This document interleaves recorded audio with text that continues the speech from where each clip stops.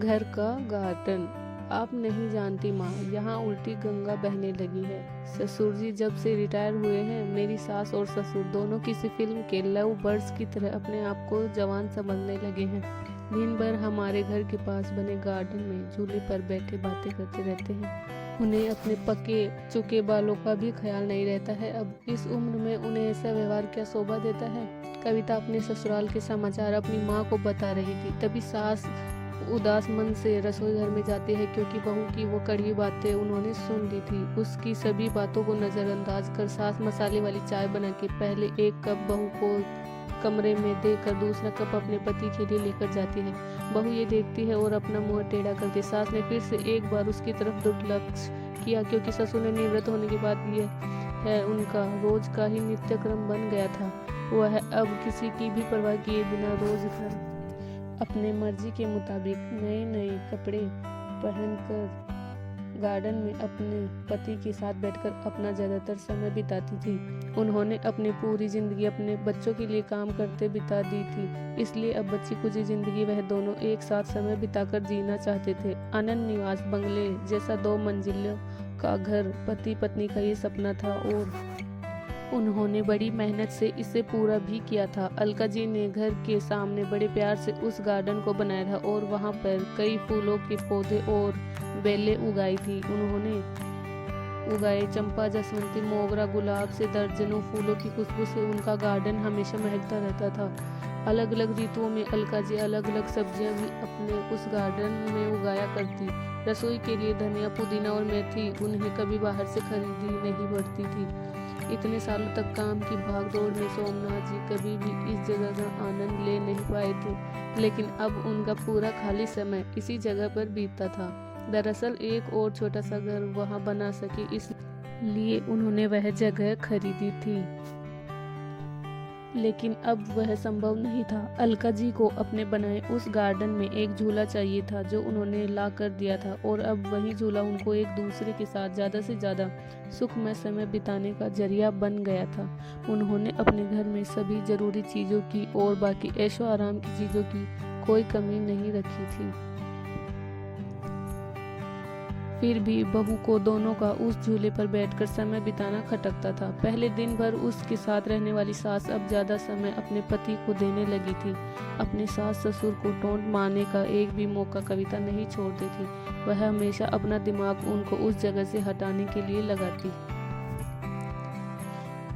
और एक बार उसने ऐसा करने के लिए एक षड्यंत्र भी रचा। अजय, तुम्हें नहीं लगता हमें एक बड़ी कार लेनी चाहिए? कविता ने अपने पति से कहा। आइडिया तो अच्छा है, लेकिन कार रखने के लिए जगह कहाँ है हमारे पास? एक ही छोटा सा गैरेज है जहाँ सिर्फ एक कार के लिए जगह है, अजय ने चिंता वाले स्वर में कहा। कौन कहता है जगह नहीं है? वह गार्डन है ना जहाँ आजकल 2 लव बर्ड्स अपना डेरा जमाए बैठते हैं। कविता ने पति की तरफ तिरछी नजरें करते हुए कहा। आजकल तुम कुछ ज्यादा नहीं बोलने लगी हो? अजय ने अपनी पत्नी को फटकार लगाते हुए कहा। लेकिन सच तो ये था कि उसने भी इस बारे में अपने पिता से बात करने का मन बना लिया था। अगले दिन अजय पिता के पास गया और उनसे बोला, पिताजी, मेरा और आपकी बहू का मन है कि एक बड़ी कार ली जाए, पर बेटा हमारे पास पहले से एक गाड़ी है ना, दूसरी गाड़ी लेने के बाद हम उसे रखेंगे कहाँ? सोमनाथ जी ने कहा। पिताजी, इसी गार्डन में एक नया गैरेज बनाने की सोच रहा हूँ। कविता को इस गार्डन की कोई पड़ी नहीं है, और माँ भी भला अब और कितने दिनों तक गार्डन का ख्याल रखेंगी, इसलिए अच्छा होगा कि सभी पेड़ पौधों को तोड़कर यहाँ गैरेज बना लिया जाए। अजय ने अपने विचार बताए। दूर खड़ी अलका जी का यह सुनकर जैसे दिल ही बैठ गया। सोमनाथ जी अपना गुस्सा दबाते हुए बोले, मुझे तुम्हारी माँ से पूछना पड़ेगा, मुझे थोड़ा वक्त दो। क्या पिताजी, इसमें क्या मम्मी से पूछना? आप दोनों तो किसी का विचार करते ही नहीं हैं, दिन भर झूले पर बैठे रहते हैं बिना 4 लोगों के बारे में सोचे। अब कविता घर में है, छोटे बच्चे भी हैं घर में, और आने जाने वाले लोग भी तो आपको कैसे देखते हैं? आप किसी का विचार नहीं करते। अजय थोड़ा चिढ़ते हुए ही बोला। अंदर से कविता की बड़बड़ भी चालू ही थी। सोमनाथ कुछ नहीं बोल पाए। उस दिन बेटे और बहू ने बाहर से अच्छा खाना मंगवाया था, लेकिन अलका और सोमनाथ जी के गले से निवाला उतरे ना, ऐसा हो गया था। उस पूरी रात दोनों ही जागते रहे थे, लेकिन सुबह सुबह कुछ विचार आने से सोमनाथ जी के चेहरे पर मुस्कान आ गई थी। सोमनाथ जी खुद रसोई घर में जाकर चाय बना कर लाए थे, लेकिन अलगा जी इतनी नाराज थी कि वह आज बगीचे में किसी भी पेड़ पौधे को पानी तक डालने नहीं गई थी। पूरा दिन तो बड़ा ही नॉर्मल तरीके से गुजरा था, लेकिन शाम को अजय की आंखें फटी की फटी रह गई थी जब उसने घर के आगे घर भाड़े से देना है का बोर्ड पड़ा था।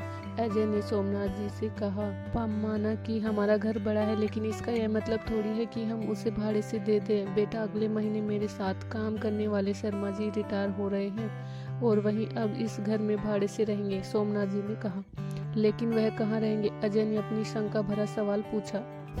घर के उस हिस्से में जहाँ तुम रहते हो, सोमनाथ जी ने कड़क आवाज में कहा। और पापा, हम कहाँ रहेंगे? नरम पड़ती आवाज में अजय ने पूछा।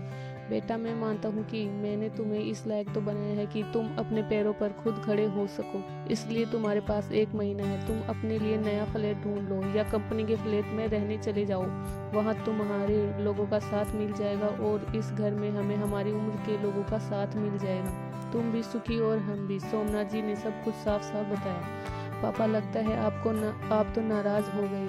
कल मैंने जो भी कहा मेरा वह मतलब नहीं था। अजय ने अपने पापा के हाथ जोड़ते हुए कहा, नहीं बेटा, तुम्हारी जनरेशन ने हमें एक सबक दिया है कि कैसे प्रैक्टिकल बनकर रहा जाता है। हम बड़े तुम बच्चों को साथ में देखकर खुश हो सकते हैं, तो तुम्हें हमें साथ में देखने में क्यों प्रॉब्लम होती है? यह घर, यह गार्डन में बड़े हुए यह पेड़ पौधे इस बात के गवाह है कि कैसे तुम्हारी माँ ने मेरे लिए और खासकर तुम्हारे लिए जी जान से सेवा की है, अपना समय, अपनी जवानी खर्च कर दी है। इसलिए इन सब पर तुमसे और मुझसे भी ज्यादा तुम्हारी माँ का हक है और इन सब को मैं तुम्हारी माँ से नहीं छीन सकता।